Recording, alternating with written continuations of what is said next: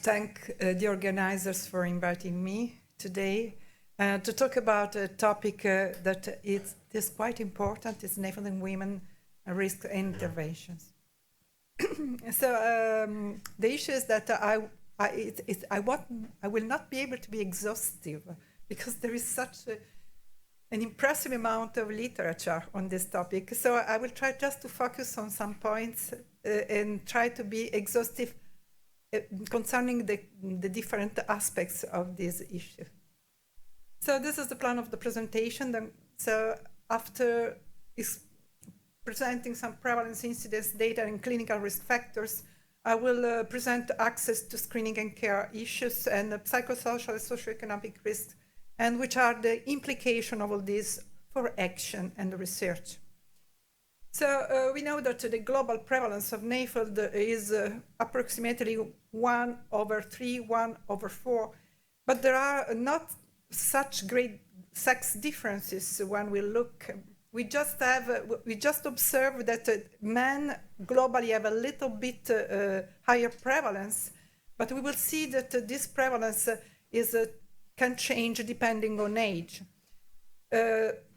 So the problem is that while they have women have a similar risk of NASH compared to men, women are more likely to have advanced liver fibrosis.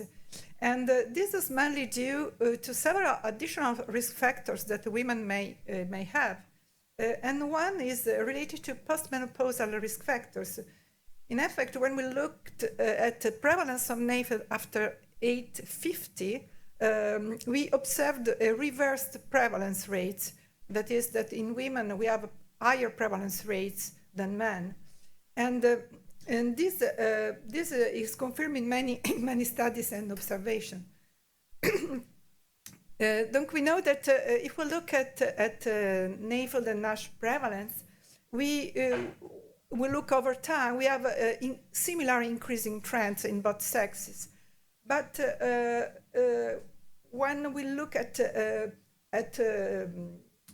liver cancer and mortality, we know that women are at lower risk of progression to hepatocellular carcinoma than men, and survival during liver cancer is greater than men.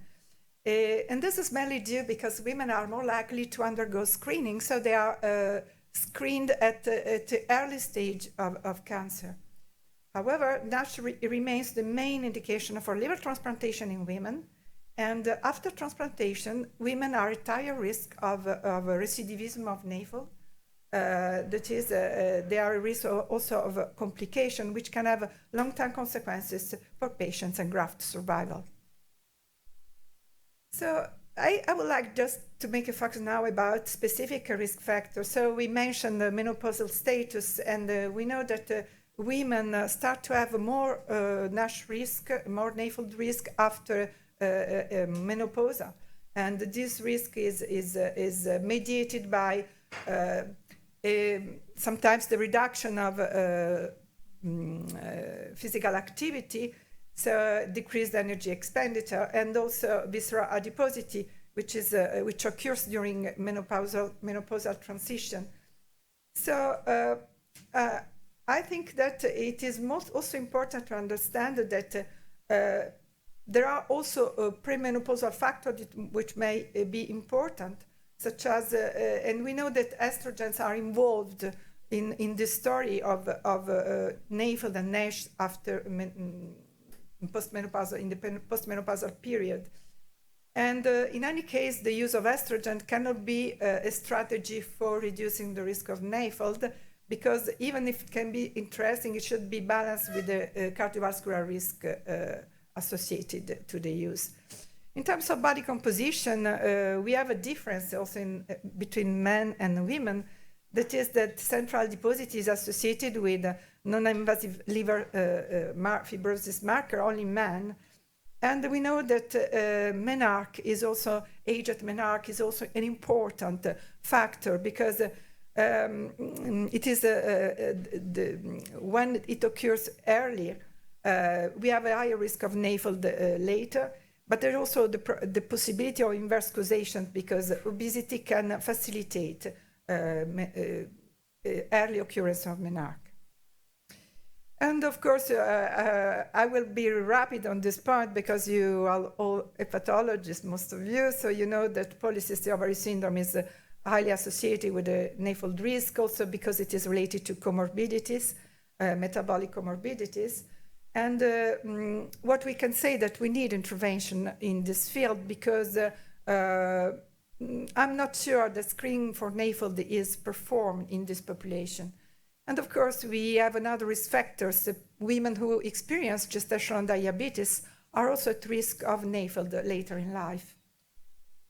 So all these conditions should be taken into account in the future clinical management. And I think that what is important that we observe additional risk factors that could be considered for reducing the risk of NAFLD late in life. So just to have just summarize this risk factor, we have common risk factor for men and women: diabetes, obesity, dyslipidemia, family history, and additional risk factor for women. And there is one risk factor that is always neglected, that is concern women with breast cancer with who undergo endocrine adjuvant therapy. So this is an under-screened group, and weight increase and overweight obesity we know that there are major side effects of breast cancer. They are related to therapies, but also to the effect of these, in particular, chemotherapies, because they experience gut dysbiosis that is associated in the causal path of these effects. And of course, we know that adjuvant endocrine therapy increases the risk of metabolic disorders in this population, and NAFLD 16-fold, so it's really huge. And in addition, this population suffers from a double internalized stigma, which is related to both cancer, breast cancer, but also overweight, obesity. And this, of course, can cause care avoidance and unhealthy behaviors. So we really need, and this was something which was put into evidence in qualitative studies, we need peer intervention for this population, because otherwise it will be really difficult to engage them in adherence to hormone therapy treatment.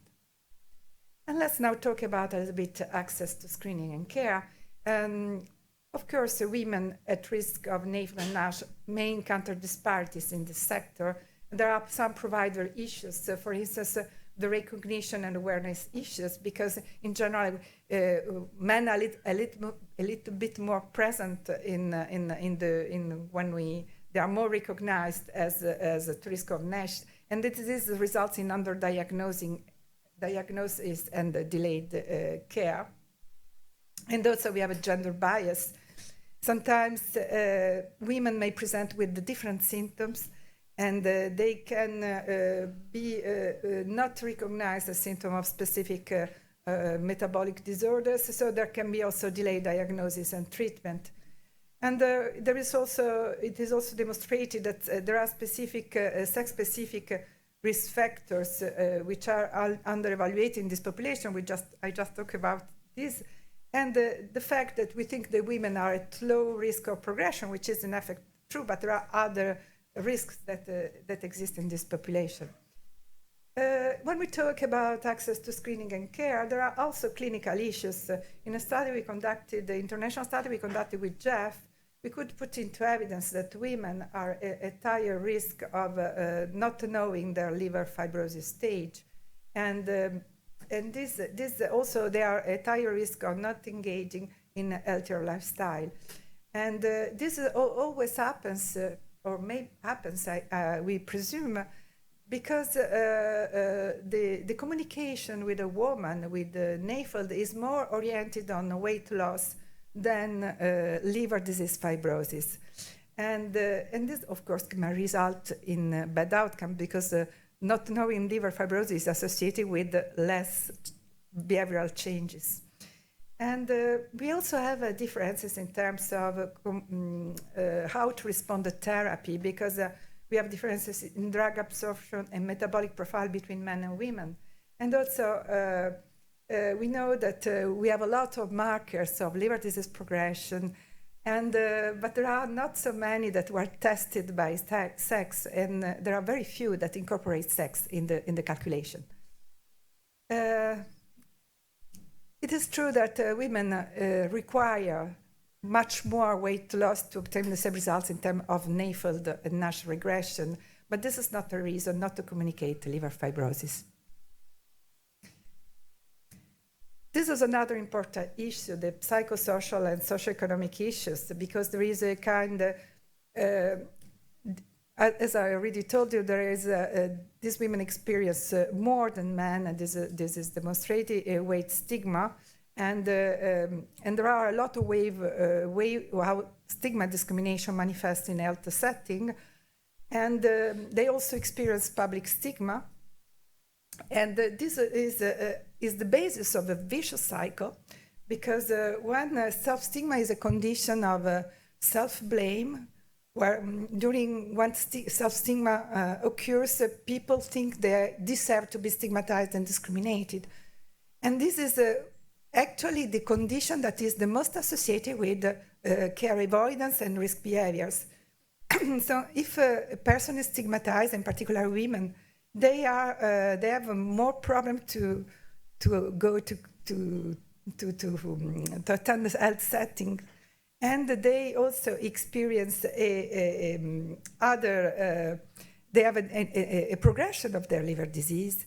And as they are ill, they have less opportunity of job and more isolation and some more self-stigma. So there is a kind of vicious cycle which particularly affects women with NAFLD. And also, in terms of mental health, there are a lot of data, and I thank Zobair for all his work on this topic. And we know that among NAFLD patients, women have a poor quality of life and greater fatigue and greater worsening of fatigue as well. And we know that fatigue is one of the main determinants of quality of life and work productivity. And so this means also that women are more affected by work productivity. And it as well that it's also associated with psychiatric disorders, in particular depression. And this is also confirmed in another huge study, systematic review and meta-analysis, that show that female sex is an independent risk factor of depression. So we often forget the importance of psychiatric disorders in this field, and they are underscreened, and we know that there is a space for improvement in this field. And just to summarize, which are the potential interventions to overcome sex disparity in healthcare? So we have access to care. In terms of access to care, we have what was said today. We need educational program and awareness campaign. And I would add that we need to involve peers to do that, because otherwise, if we don't involve the community, it will be really not so easy to change the literacy also of this population. And we need to organize training programs also for primary care physicians as well, as we said this morning, but also to reduce stigmatizing attitudes, because also not communicated about the disease is a stigmatizing attitude. And we need more guidelines to be able to better detect women at risk of NAFLD in the future, and also try to identify, address financial, social, cultural, and psychological barriers that women can face. Empowering women, of course, it's one of the major points, and without doing that, we will not be able. And again, I think that patients' education material, and in particular, peers to help them navigate throughout in the health system, can be very helpful, following the example of hepatitis C. And in terms of research, we have just 3 points. We think that weight loss is much more difficult in women than men, though we need innovative behavioral strategies for improving, for facilitating weight loss, but also the management of metabolic comorbidities in women.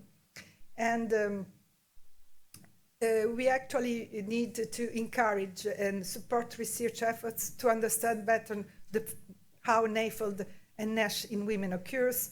This means also to improve diagnostic methods and develop specific treatment for women, in particular also behavioral approaches, and informed guidelines, and so on. And when you perform clinical trials, please perform a sensitivity analysis on sex, by sex, to understand whether we have the same results for men and women. Thank you very much for your attention.